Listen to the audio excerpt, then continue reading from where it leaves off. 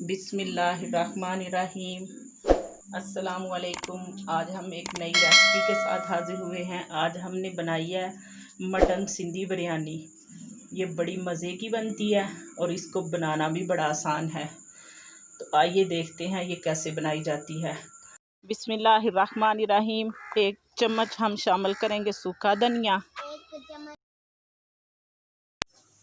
आधा चम्मच सौंफ, 1 चम्मच ज़ीरा, आधा चम्मच काली मिर्च, 2 से 3 लौंग और एक ये बादियान का फूल, दो टुकड़े दारचीनी के, 8 से 10 ये हम डालेंगे लाल मिर्च और इनको हम हल्का भून लेंगे। मसाला हमने भून लिया है, अब हम इसको पीस लेंगे। आधा कप हमने पैन में घी डाला है। अब हम इसमें 2 से 3 दरमियाने साइज़ के प्याज शामिल करेंगे। ये प्याज हमारे ब्राउन हो गए हैं। अब हम थोड़े से प्याज प्लेट में निकाल लेंगे। अब हम इसमें शामिल करेंगे गोश्त।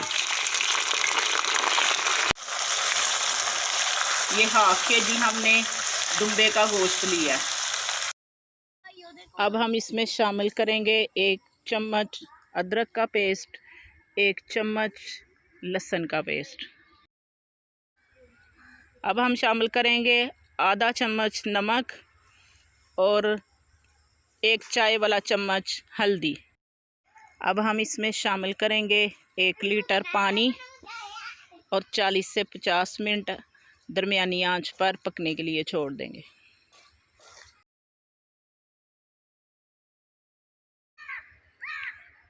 गोश्त हमारा अच्छी तरह गल गया। अब हम इसमें शामिल करेंगे 1 कप दही,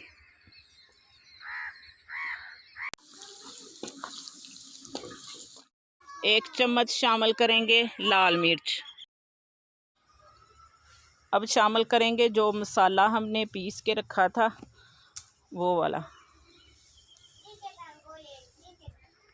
8 से 10 दाने आलू बुखारे के शामिल करेंगे। थोड़ा सा कटा हुआ पुदीना, थोड़ा सा कटा हुआ धनिया।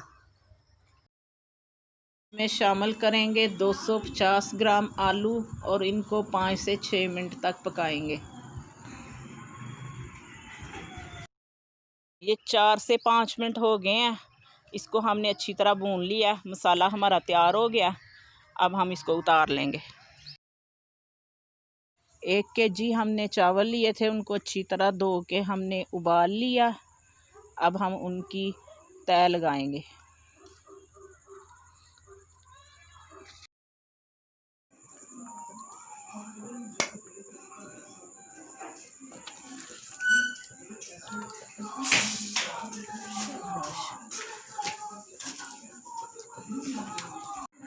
थोड़ा सा पुदीना, थोड़ा सा हरा धनिया,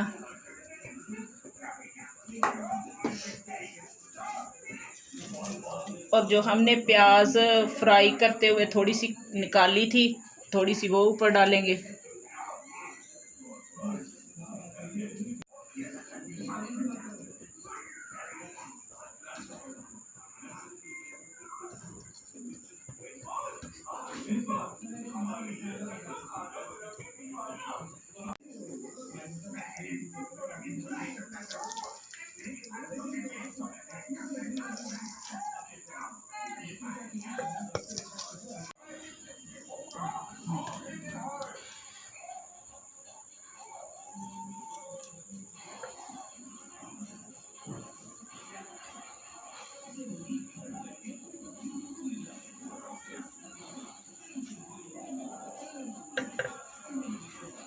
ये ना,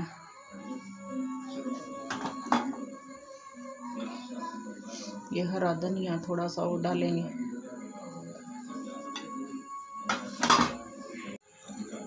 थोड़ी प्याज,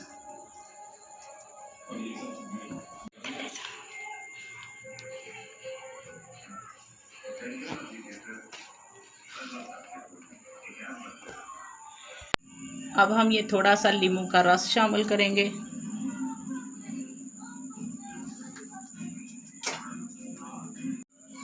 और ये थोड़ा सा जर्दा कलर है।